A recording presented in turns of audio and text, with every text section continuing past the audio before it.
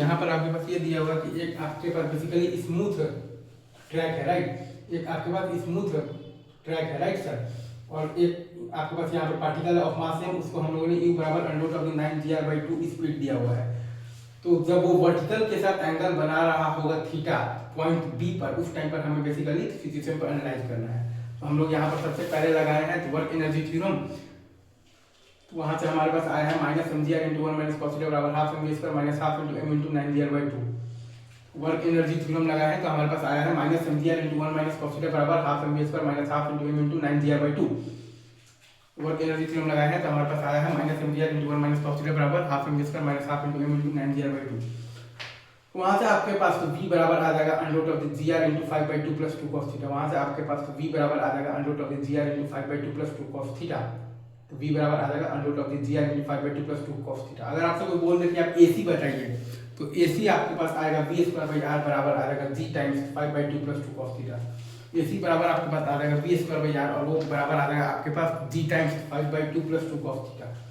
ac बराबर आ जाएगा आपके पास v² r और वो बराबर आ जाएगा g × 5/2 + 2 cos θ।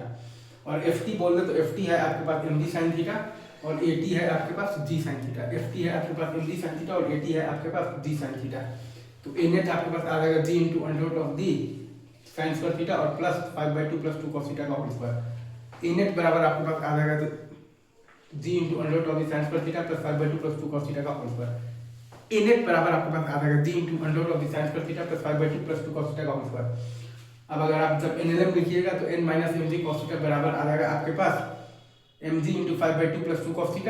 तो वहाँ से आपके पास n बराबर आ जाएगा mg × 5/2 + 3 cos θ। n - mg cos θ बराबर mg × 5/2 + 2 cos θ। तो n बराबर आपके पास आ जाएगा mg × 5/2 + 3 cos θ।